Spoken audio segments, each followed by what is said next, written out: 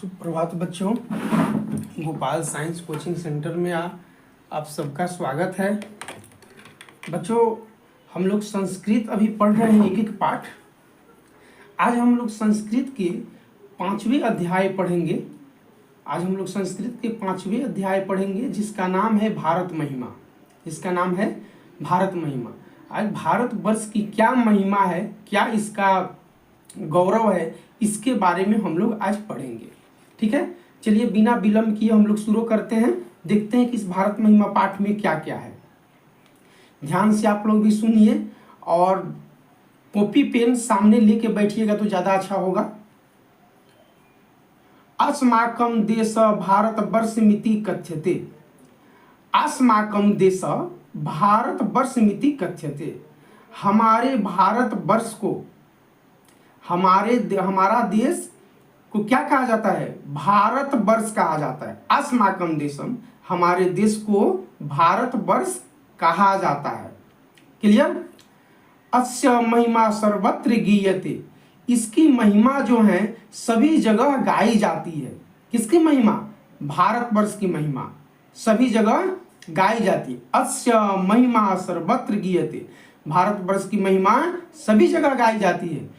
पाठे अस्मिन् विष्णु पुराणात् भगवत पुराणात् च प्रथम द्वितीय च क्रमशः पद गृहीतमस्ति। कह रहा है इस पाठ में विष्णु पुराण और भागवत पुराण के प्रथम और द्वितीय करके, क्रमशः प्रथम और द्वितीय करके 2 पद है। इसमें 2 पद दिया गया है।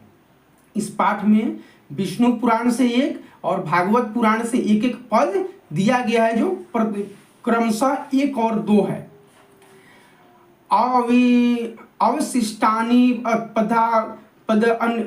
पदान अध्यक्षेण निर्मित प्रस्तावितानि। अविशिष्टानि पदन्य अक्षणे निर्मयी प्रस्तावितानि। और बाकी जो पद हैं वो पद आपके अध्यक्ष महोदय द्वारा निर्मित किया गया है। भारत प्रति भक्ति अस्माकं कर्तव्य रूपेण वर्तते। भारतवर्ष की भक्ति हमारे कर्तव्य रूप में है। भारतवर्ष की भक्ति हमें कर्तव्य के रूप में करना चाहिए। किसकी भक्ति करना चाहिए? भारतवर्ष की। अब देखिए, इस पाठ में भागवत पुराण से 1 और विष्णु पुराण से 1, दोनों से 1 पद संकलित है। तो पहला जो ये पद है यहाँ पे लिखा है पौराणिकी, यह प्रथम पद है विष्णु पुराण से और दूसरा पद है भागवत पुराण से। तो पहले विष्णु पुराण का अर्थ हम लोग समझ लेते हैं कि क्या कहता है। गायन्ति देवा कील गीतकानि धन्या अस्तु ते भारत भूमि भागे। स्वर्ग पवर्गा अस्पद मार्ग भूते भवंती भूया पुरुषा सुरत्वातम। कहता है गाते हैं देवता लोग भी गीत गाते हैं। धन्य है हे भारत की भूमि। देवता लोग भी इस भारतवर्ष की गीत गाते हैं। धन्य है हे भारत की भूमि, तुम धन्य हो। कौन गाता है? तो देवता लोग भी गीत गाते हैं। धन्य है हे भारत की भूमि। स्वर्गा पवर्गा अस्पद मार्ग भूते भवंती। स्वर्ग से भी सुंदर यहाँ जन्म लेने वाले सभी पुरुष हैं। स्वर्ग से भी सुंदर है यह भारत भूमि, और यहाँ जन्म लेने वाले सभी पुरुष जो हैं वो देवता तुल्य हैं। ठीक है, तो इसका अर्थ हो गया कि देवता लोग भी गीत गाते हैं इस भारत भूमि के, इस भारतवर्ष के। कहते हैं कि धन्य है हे भारत की भूमि। स्वर्ग से भी सुंदर है हमारी भारत की भूमि, और इस भारत की भूमि पर जन्म लेने वाले सभी पुरुष जो हैं वो देवता तुल्य हैं। वो सभी पुरुष कैसे हैं? देवता तुल्य हैं। ये हो गया विष्णु पुराण का पद जो था, इसका अर्थ हो गया। भगवत पुराण का ये पद है, 2 नंबर है। इसका देखिए क्या कहता है। अहो अमीषा किमकारी शोभनम प्रसन्नम ऐसा स्वदूत स्वयं हरि। इससे ज्यादा और प्रसन्नता की बात क्या हो सकती है? अहो अमीषा, इससे ज्यादा खुशी की बात और क्या हो सकती है? जहां पे ऐसा अश्वी दूत स्वयं हरि, जहाँ पे स्वयं भगवान हरि जन्म लेके प्रसन्न होते हैं। इससे ज्यादा और खुशी की बात क्या हो सकती है, जहाँ पे स्वयं श्रीमन नारायण, हरि का मतलब नारायण भगवान, जहाँ पे स्वयं श्रीमन हरि जो हैं जन्म लेके जो हैं प्रसन्न होते हैं, वो भी बहुत ज्यादा खुश होते इस भारत भूमि में जन्म लेके। जैसे में इसी भारत भूमि में न जन्म हुआ है श्री रामचंद्र का, इसी भारत भूमि में न जन्म हुआ है भगवान श्री कृष्ण का, ठीक है ना, इसी भारत भूमि में ना भगवान परशुराम का जन्म हुआ है।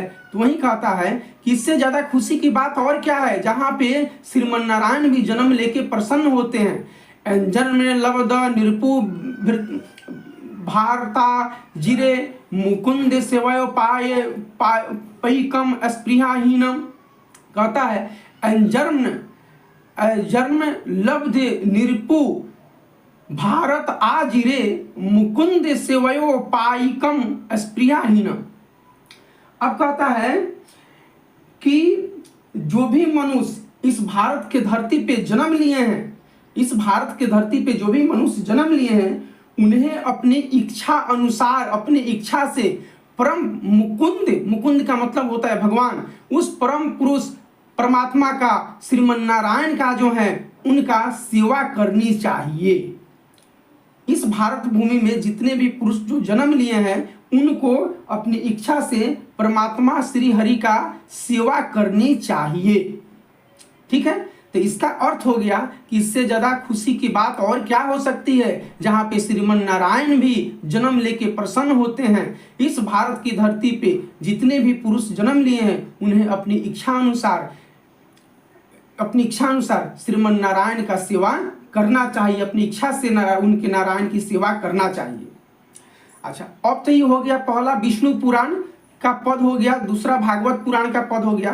तीसरा आइए, तीसरा क्या कहता है, तीसरा ये आधुनिक काल से लिया गया, जो अध्यक्ष गण इसको निर्मित किए हैं। तीसरा कहता है कि इयम निर्मला वत्सला मातृभूमि प्रसीदम सदा भारतम वर्षमेतम विभिन्नाम जानाम धर्म जाति प्रभेद रिहकत्व भावम वहंतुम वसंती। कहता है कि यह जो भारत है, यह जो भारत भूमि है, यह निर्मल है, वत्सले है। ये भारत भूमि में हमारी मातृभूमि जो है कैसी है, निर्मल है। निर्मल का मतलब स्वच्छ, वत्सले का मतलब होता है ममतामयी।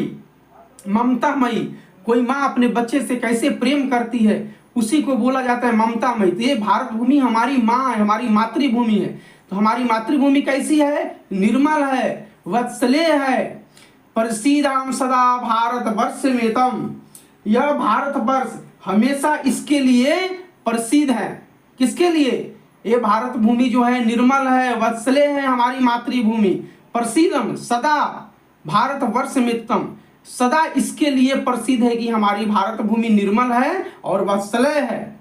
विभिन्न जना धर्म जाति प्रभेद रिहकत्व भावम वहंतो वसंती।